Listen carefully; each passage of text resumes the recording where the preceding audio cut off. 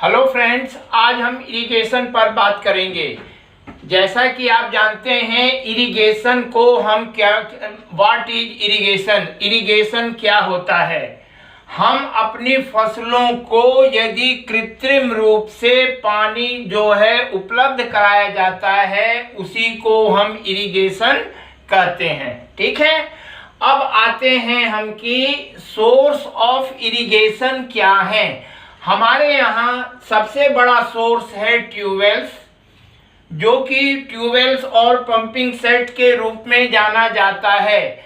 लगभग हमारे यहाँ 40% जो है ये सिंचाई जो है ट्यूबवेल से होती है, और उसके जो हमारी सिंचाई के साधन है उसमें 40% हम जो है ट्यूबवेल से सिंचाई करते हैं। शेष जो है हमारी कैनाल से सिंचाई होती है, और जो वाटर का रन ऑफ होता है, जो हमारा वाटर जो है वर्षा का जो पानी होता है उसको जो है हम लोग तालाब में इकट्ठा कर कर उससे सिंचाई करते हैं। हमारे जो है तमिलनाडु व आंध्र प्रदेश में इसी से सिंचाई की जाती है। अच्छा, अब हम आते हैं कि मेथड ऑफ इरिगेशन, अर्थात कि हमारे सिंचाई के कौन कौन से साधन हमारे पास उपलब्ध हैं। सबसे पहला आता है सरफेस इरिगेशन। सरफेस इरिगेशन को कहते हैं सतही सिंचाई, अर्थात जब हम सॉइल के ऊपर जो पानी देते हैं उसको हम सरफेस इरिगेशन कहते हैं। सब सरफेस, जैसा कि नाम से विदित है, सब सरफेस अर्थात ये जो है जमीन को सब सॉइल के अंदर जो है हम पाइप डालकर इससे इरिगेशन करते हैं, तब ये जो है हमारी कास्टली विधि होती है। अब आते हैं ड्रिप इरिगेशन, और ये वर्तमान में ड्रिप इरिगेशन काफी प्रचलित हो रही है और शासन की तरफ से इसमें लगभग 75% अनुदान भी दिया जाता है। अच्छा, ड्रिप इरिगेशन को जो है टिर्की इरिगेशन भी कहते हैं। अब आ जाता है स्प्रिंकलर इरिगेशन। अब स्प्रिंकलर इरिगेशन जो होते हैं, जहां हमारी जमीन जो है टोपोग्राफी अप एंड डाउन होती है, वहां के लिए हम जो है स्प्रिंकलर मेथड का प्रयोग करते हैं। अच्छा, फिर आता है लास्ट में एक और नई इम्प्रूव्ड इरिगेशन की टेक्नोलॉजी आई है जिसे कहते हैं रेन गन इरिगेशन। ये जो है हमारी अक्सर बागों की खेती में इसको हम प्रयोग करते हैं। ठीक है। अच्छा, अब हम विस्तार पूर्वक जो है सरफेस इरिगेशन पे वार्ता करेंगे।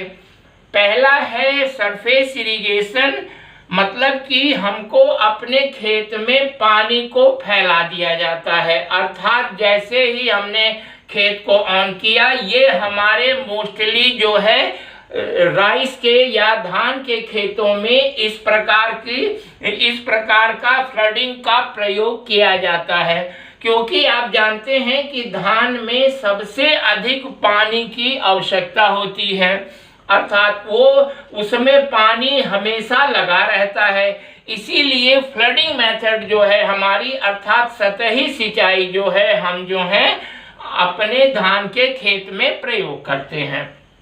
अच्छा, अब आ जाता है नेक्स्ट मेथड जो है हमारा रिंग मेथड। रिंग मेथड का मतलब होता है कि ये हम जो है एक पेड़ की जितनी कैनोपी होती है, अर्थात उसकी दिन के 12 बजे जितना बड़ धूप में छाया आए पेड़ की, उसमें जो है हम एक रिंग बना लेते हैं। रिंग हमारा स्क्वायर भी हो सकता है, गोल भी होता है। मोस्टली रिंग मेथड जैसा नाम से है, गोल बनाया जाता है और उसी में हम सिंचाई करते हैं। और ये हमारी सबसे पॉपुलर मेथड है हमारे बागों की बागवानी में, अर्थात ऑर्चर्ड में, बागों में हम इसी विधि का प्रयोग करते हैं। अच्छा, अब आता है चेक बेसिन मेथड। इसमें जो है हम चेक बेसिन मेथड में ऐसा होता है कि हम अपने खेत को छोटी क्यारियों में बना लेते हैं और पानी को चेक करके, अर्थात थोड़ी थोड़ी मात्रा में हम उसको जो है डालते हैं खेत में। इसे कहते हैं चेक बेसिन मेथड। ये प्रायः हम जो है मूंगफली और गेहूं में इसका प्रयोग करते हैं। अच्छा, जब अब नेक्स्ट आता है मेथड फरो मेथड। जैसा कि आप जानते हैं कि आलू की खेती हमारी जो है फरों पे की जाती है, अर्थात मेड़ पे की जाती है। तो आलू की खेती की सिंचाई करने के लिए हम जो है फरो मेथड का प्रयोग करते हैं, अर्थात उसकी जो मेड़ बनी होती है उसके बीच में जो नालियां होती हैं, फरो बनती है, उसी में हम जो है सिंचाई करते हैं। इससे जो है हमारा जो है 3/4 फरों में पानी दिया जाता है। इससे जो है हमारी आलू की खेती अच्छी होती है। अर्थात यदि हम उसको ओवरफ्लोडेड कर दें, अधिक पानी दे दें, तो उसके कंद बैठने में, अर्थात मिट्टी कॉम्पैक्ट हो जाएगी और हमारे आलू के कंद जो हैं अच्छे नहीं डेवलप होंगे, नहीं बढ़ेंगे। ठीक है। और ये अक्सर हमारी पोटैटो में ये विधि अपनाई जाती है। आलू का, जैसा आप जान रहे हैं, आलू की खेती वर्तमान समय में जो है पोटैटो प्लांटर से की जाती है और उसी के बीच में जो है हम जो है पानी देने के करते हैं। अच्छा, अब आ जाता है border strip method. Border strip method जो होता है वहां हम अपनाते हैं जहां पर हमारा स्लोप, अर्थात ढलान हमारी 0.1% से लेके 1% तक होती है। और ये जो है लंबी लंबी क्यारियां हमारी बना लेते हैं। और ये जो है कॉटन में स्पेशली हम जो है इसका प्रयोग करते हैं। अच्छा, ये हमारी बॉर्डर स्ट्रिप मेथड कॉटन में प्रयोग किया जाता है। अब आ जाते हैं हम सरेज मेथड, सरेज इरिगेशन। इसमें क्या होता है कि ये जो है हम खेत में जो है ओपन एंड क्लोज सिस्टम के माध्यम से करते हैं। हमारा पाइप रहता है और उसमें जो है हम छेद किए रहते हैं और ग्रेविटेशनल फोर्स के द्वारा जो है पानी जो है हमारा खेत में जाता है। और परक्लोशन रोकने के लिए, अर्थात हमारा पानी जमीन के नीचे ना जाए, इसके रोकने के लिए जो है ओपन एंड क्लोज सिस्टम करते हैं, और जिससे कि हमारी कम पानी में अच्छी फसल हो सके। क्योंकि हमारा पानी सेव करना ही हमारे इरिगेशन मेथड का तात्पर्य है। ठीक है, इसको हम कहते हैं सर्ज मेथड। इसमें ऑन ऑफ करके है, एक पाइप का एक किनारा ऑफ कर दिया जाता है और बीच में जो है पॉइंट जो है खोले जाते हैं और वो प्रेशर से हमारा पानी हमारा इरिगेशन करता है। अब आ जाइए कि अब हम आते हैं सरफेस इरिगेशन। जो सतही सिंचाई होती है वो कितने तरह, सब सरफेस इरिगेशन होता है। इसका जैसा कि नाम से है कि इसका जो है हम सॉइल के सब सरफेस में पाइप डालते हैं और उसी के माध्यम से ओपन और क्लोज करते हैं, जो कि हमारी सिंचाई अंडरग्राउंड सिंचाई करते हैं। इसी को हम कहते हैं सब सरफेस मेथड। और ये हमारी सिंचाई बहुत महंगी विधि मानी जाती है। ठीक है, अब आ जाइए, अब हम आते हैं ड्रिप इरिगेशन। ड्रिप इरिगेशन जो है हमारी वर्तमान समय में सबसे अच्छी सिंचाई मानी जाती है, क्योंकि जैसे हमारे प्रधानमंत्री जी ने कहा कि पर ड्रॉप मोर क्रॉप, अर्थात पानी को हम एक एक बूंद पानी से हमको जो है अधिकतम पैदावार लेना है। इसी सिद्धांत पर हमारा ड्रिप इरिगेशन, ये ड्रॉप करके पौधे की जड़ के पास इमिरेट्स होते हैं, उसी से पानी जो है हमारे पौधे की जड़ों में मिलता है। और ये टेक्नोलॉजी जो है हमारी इजराइल से हमारे देश में आई है। लेकिन ये ड्रिप इरिगेशन जो है बहुत कॉस्टली विधि पड़ती है, इसी मारे सरकार जो है लगभग इस पे 75% जो है अनुदान दे रही है। और इसमें जो है जितनी भी हमारी हॉर्टिकल्चर क्रॉप्स हैं या फिर हमारे जो है ये पॉली हाउसेस हैं, उसी में मैक्सिमम ड्रिप इरिगेशन का प्रयोग करते हैं। अच्छा, ड्रिप इरिगेशन का सबसे बड़ा फायदा होता है कि इसमें पानी की बचत होती है। दूसरा, इसमें हम जो है लिक्विड फर्टिलाइजर जो होते हैं, और जो है जैसे फर्टिलाइजर दिया जाए तो उसको फर्टिगेशन कहते हैं। इसमें वीडीसाइड का प्रयोग करके भी हम जो है अपने खरपतवारों को रोक करते हैं।